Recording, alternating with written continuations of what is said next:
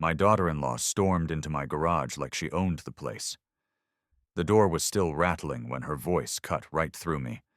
"Get out, old man. This is my garage now. We don't need your outdated help anymore."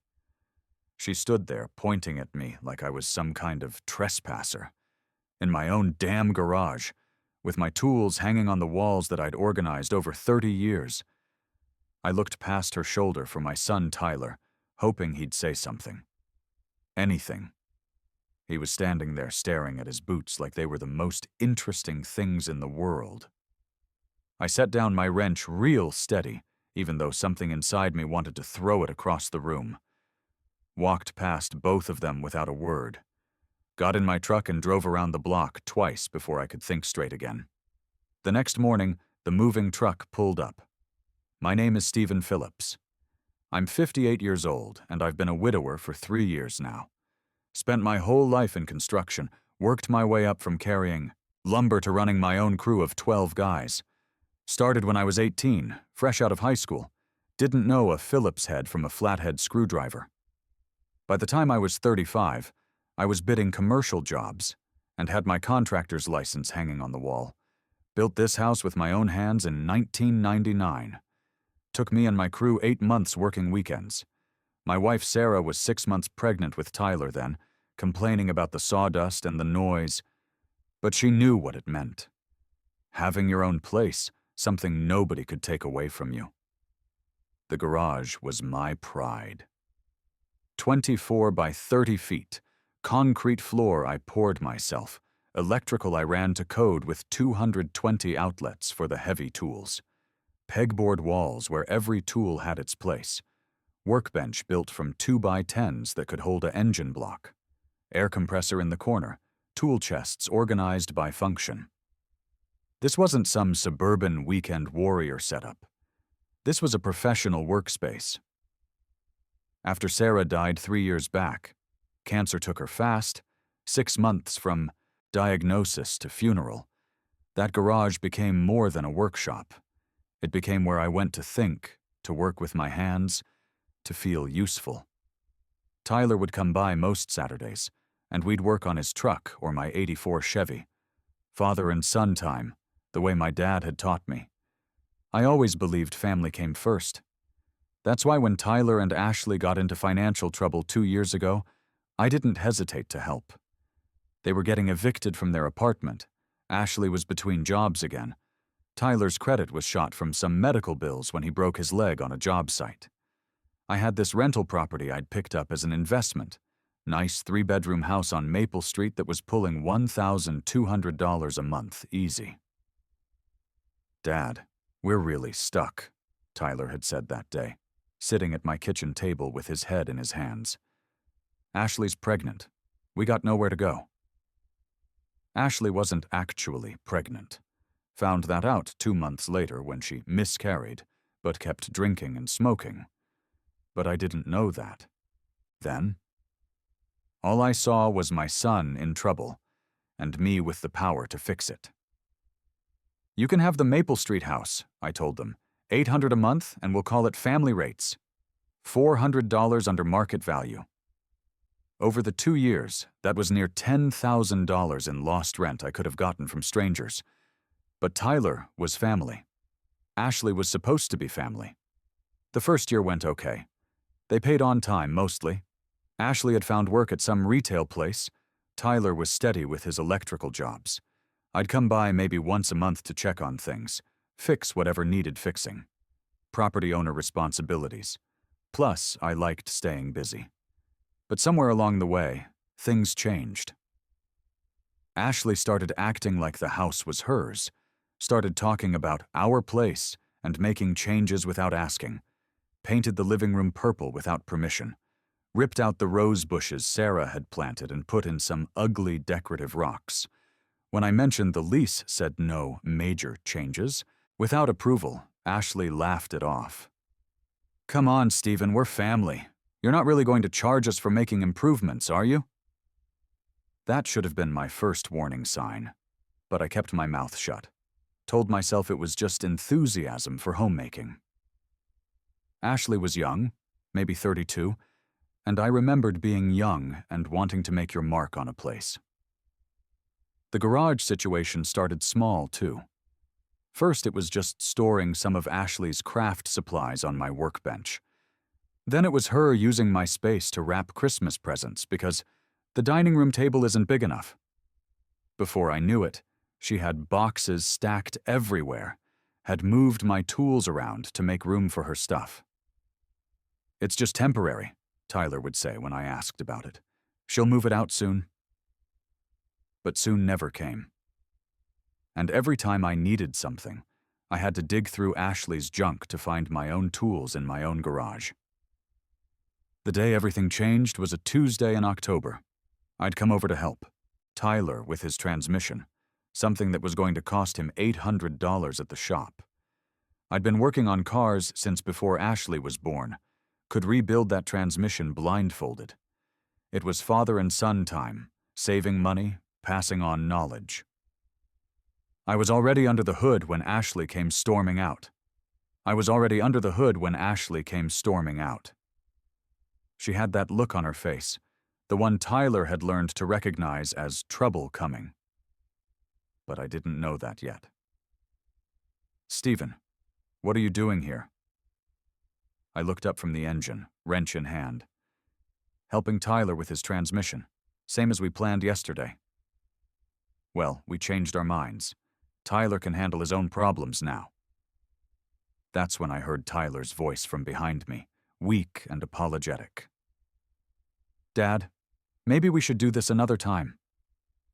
I straightened up slow, looking from Ashley to my son and back.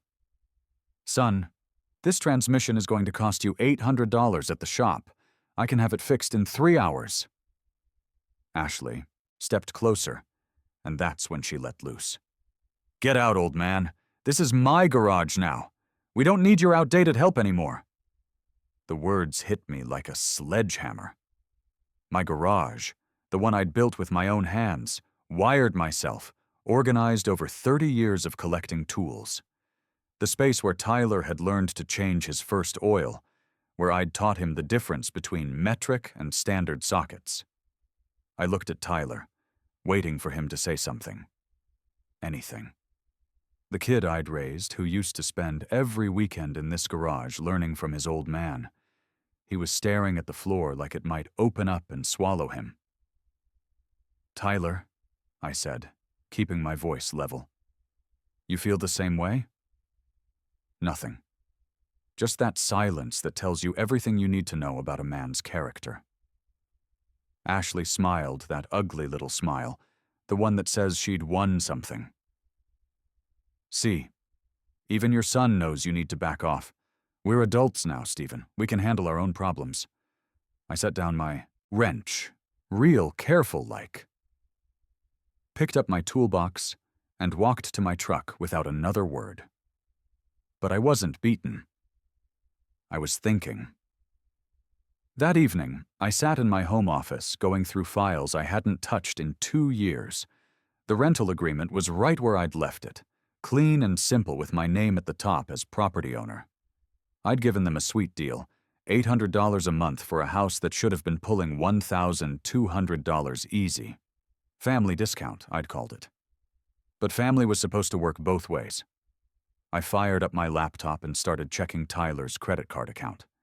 I'd co-signed for him when his credit was shot, helped him get back on his feet after those medical bills. The agreement was that I'd get monthly statements so I could keep track of things until he got stable. What I found made my blood run cold. Charges I didn't recognize. Designer purse, $450. Spa weekend, $800. Restaurant bills for places Tyler had never heard of. All of it signed for by the primary cardholder. Tyler. But I knew damn well my son had never spent $300 on a massage in his life. I kept digging. Found applications for online loans in Tyler's name, applications I knew he'd never filled out. The interest rates were criminal, 22%, 25%, some as high as 30%, the kind of predatory loans that destroy a man's financial future. My hand started shaking, and it wasn't from anger. It was from the realization that my son was being destroyed from the inside, and he probably didn't even know it. I called the credit card company first thing the next morning. Took 30 minutes on hold, but I got through to a supervisor who could access the account. Mr. Phillips, we've been seeing some unusual activity patterns on this account. Several large purchases that don't match the normal spending behavior. Can you tell me where these purchases were made? I can tell you that there have been multiple charges at high-end retailers and service providers. Given your concerns, I'd recommend filing a fraud report. That was all I needed to hear. Next call was to my lawyer. Dan Carter had handled my real estate deals for years, helped me set up the rental agreement in the first place. Good man, straight shooter who didn't waste time with small talk. Stephen, good to hear from you. What's going on? I told him everything. The garage incident, the credit card situation, the loan applications Tyler never signed. Dan listened without interrupting, which is why I liked working with him. Well, he said when I finished, you've got grounds for several different actions here. On the rental property, any violation of the use agreement gives you cause for termination with 30 days' notice. But if we're talking about financial fraud using your son's identity, that's criminal territory. How fast can we move on the rental termination? I can have the paperwork ready by this afternoon. But Stephen, you sure about this? Family situations can get messy in ways that regular business doesn't. I looked out my window at the garage where Tyler's broken truck was still sitting, where Ashley had told me I didn't belong. Dan, family went complicated when they forgot who was paying for their roof. While Dan worked on the paperwork, I spent the morning documenting everything. Printed out credit card statements, loan applications, rental agreements, made copies of everything and filed them in folders marked by date. If this was going to get ugly, I wanted documentation, not just he said, she said arguments. Around noon, Tyler showed up at my door. He looked like hell, hadn't shaved, dark circles under his eyes, hands shaking a little when he lit his cigarette. Dad, we need to talk. I let him in, poured 2 cups of coffee. We sat at the kitchen table where he'd done homework as a kid, where I'd taught him to tie his shoes, where we'd planned his first car purchase. Ashley says you've been calling the credit card company, trying to cause problems. I slid the stack of printed statements across the table. Take a look at these and tell me who's causing problems. Tyler's face went white as he read through them. His hand started shaking worse. I never signed for this stuff, Dad. I never even heard of half these places. I know you didn't, son. Question is, what are you going to do about it? He was quiet for a long time, staring at the papers like they might change if he looked hard enough. When he finally spoke, his voice was barely above a whisper. She said it was just temporary, to help us get back on our feet. Tyler, identity theft isn't temporary. It's permanent damage to your credit, your future, your ability to buy a house or get a decent loan. I watched my son's face as the reality hit him. This wasn't about being behind on bills or having a tight month. This was about someone systematically destroying his financial future while he stood by and let it happen. What do I do, Dad? I pointed to the paperwork. You call the credit card company. You file a police report. You take control of your own life before there's nothing left to control. Tyler stared at those credit card statements for a full 5 minutes. I could see the wheels turning in his head, adding up the damage, realizing how deep the hole had gotten while he wasn't paying attention. Dad, if I file a police report, Ashley could get arrested. I looked at my son, really looked at him. Saw the man I'd raised to fix engines and run electrical, who'd somehow forgotten how to fix his own problems. Tyler, let me ask you something.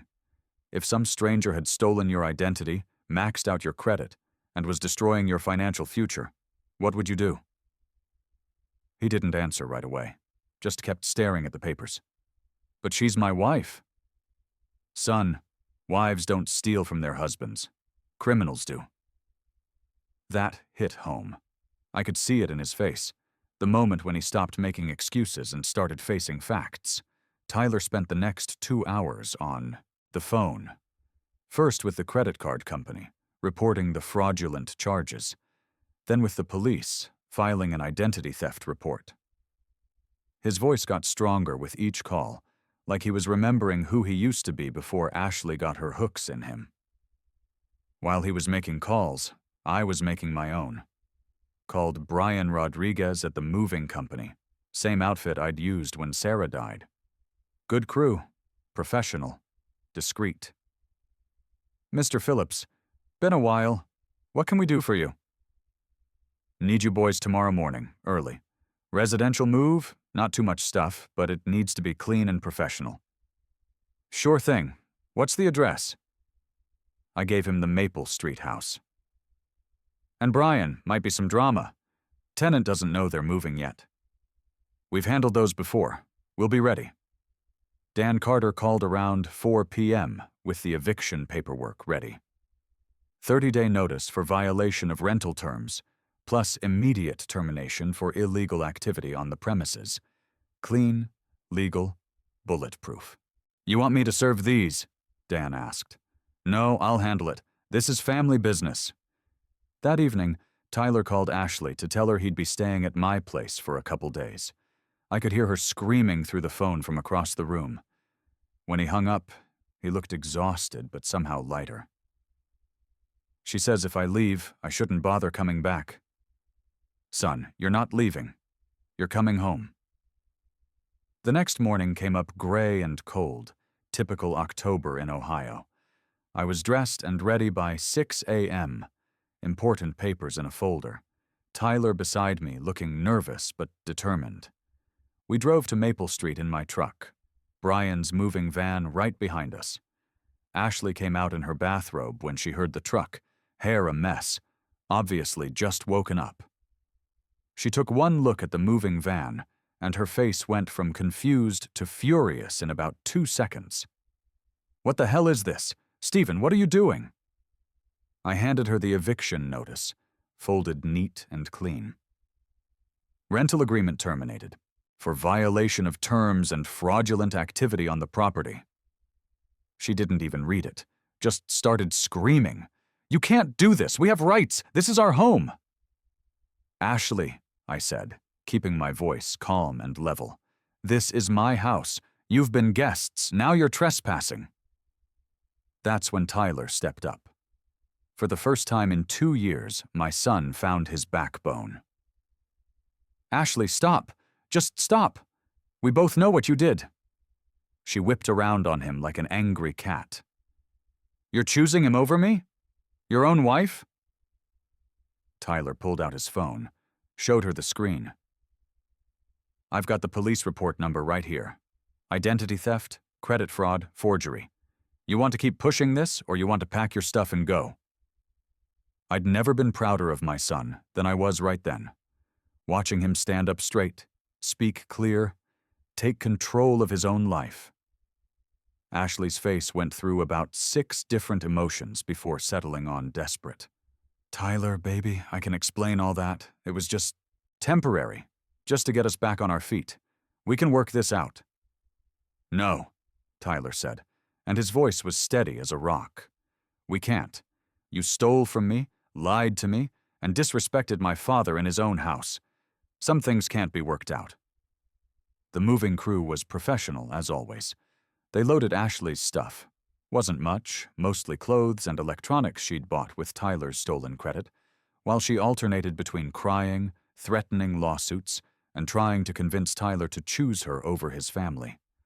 Around 10 a.m., Ashley's friend showed up in a beat-up Honda to pick her up. Some girl with too much makeup and an attitude that said the world owed her something. Ashley threw her stuff in the back seat and turned around for one last shot. You'll be sorry about this, both of you. I'll make sure you regret it. Tyler didn't even flinch. Ashley, the only thing I regret is not doing this 2 years ago. After they drove off, Tyler and I stood in the driveway looking at the empty house. It felt different somehow, like a weight had been lifted off the place. Think she'll be back? Tyler asked. Not unless she wants to explain those credit card charges to a judge. We spent the rest of the morning putting the house back the way it should be. Tyler helped me clean out the garage, organize the tools Ashley had moved around, test the equipment she'd tried to sell online, working together like we used to, father and son, fixing things that needed fixing. Dad, Tyler said while we were hanging up wrenches on the pegboard, I'm sorry I let it get this far. Son, good men make mistakes. What matters is how they fix them. He nodded, then was quiet for a while, thinking. Can I ask you something? Shoot. How'd you know? About the fraud, I mean. What made you start digging? I stopped what I was doing and looked at him. The day she told me to get out of my own garage, I realized she didn't just disrespect me. She disrespected what I'd built, what I'd worked for, what I was trying to pass down to you. That's when I knew she wasn't family. She was a problem that needed solving. Tyler smiled for the first time in months. Mom always said you were the smartest man she knew.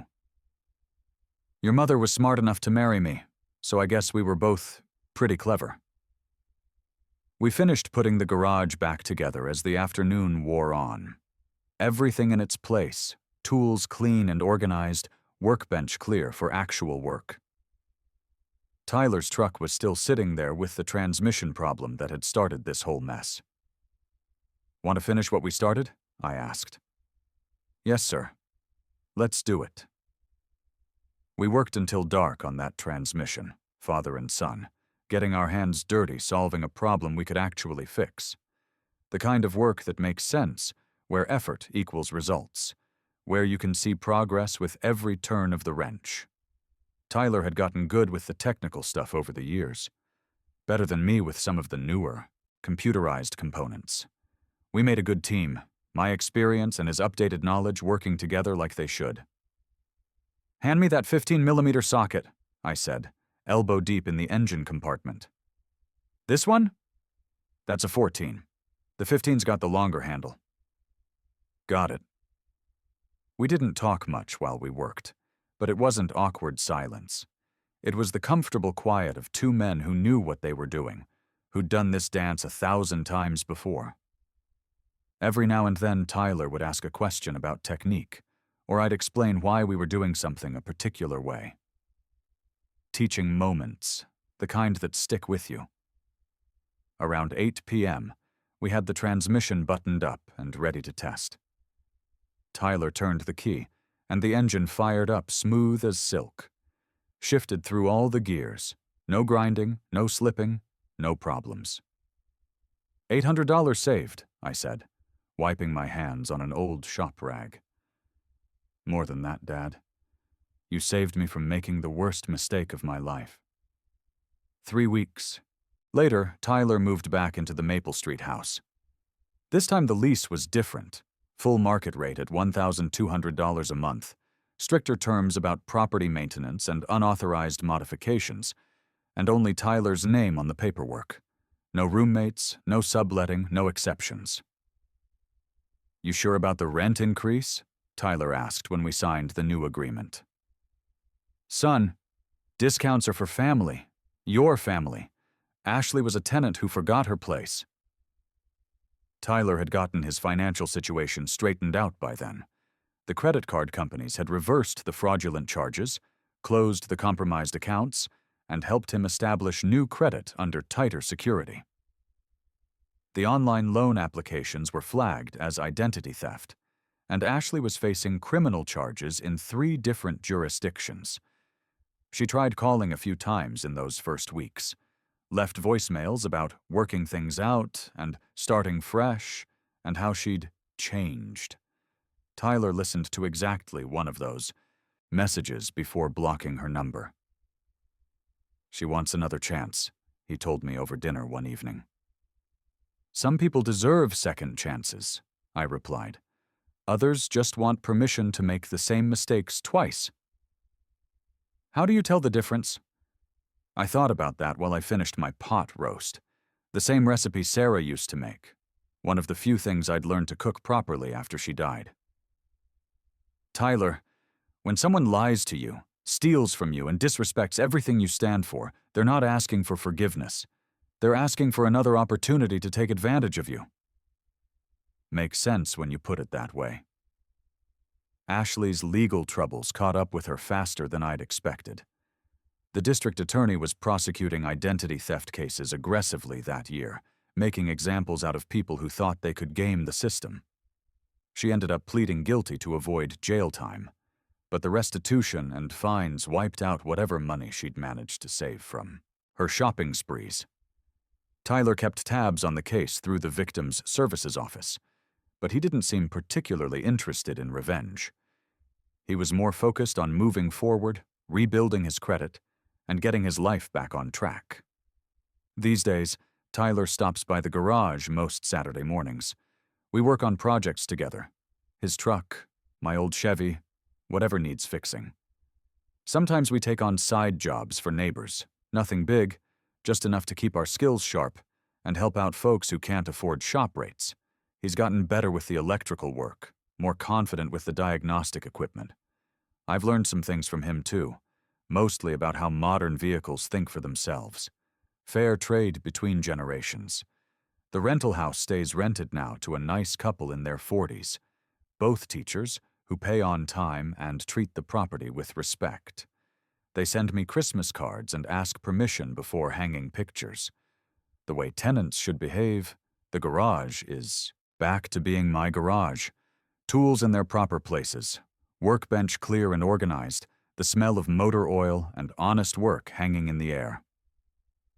Tyler's got his own set of tools now, good professional-grade equipment that he bought with money he earned himself. We work side by side like partners, the way it should be. Sometimes I think about that October afternoon when Ashley told me to get out of my own garage. How angry it made me, how helpless I felt watching my son choose weakness over family loyalty. But I also remember how it felt the next morning when that moving truck showed up and everything changed. There's something to be said for the quiet approach, for documentation over shouting, for legal action over family drama, for solving problems instead of just complaining about them. Ashley thought she could intimidate an older man into giving up what he'd worked for his whole life. She learned the hard way that there's a difference between being loud and being powerful. My name is Stephen Phillips. I'm 58 years old, and I learned something important that day.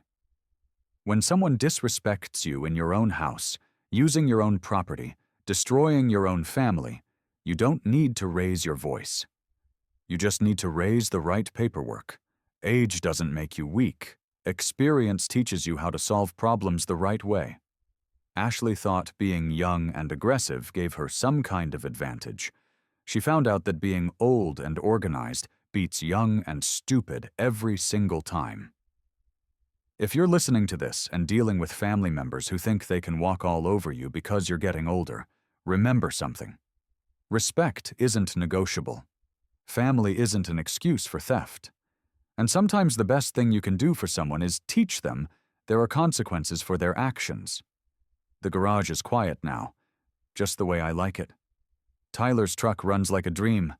We've got a '78 Camaro we're restoring for next summer, and I've got my son back. Some things are worth fighting for, even when it means fighting your own family to save them from themselves. Sometimes the old man still has a few tricks left. Remember this. A man who won't defend his own property will lose everything he's worked for, and the people taking advantage of him will never respect him for his kindness. The hardest lesson you'll ever teach your children is that love without boundaries becomes permission to be destroyed. Sometimes saving your family means being willing to lose them temporarily.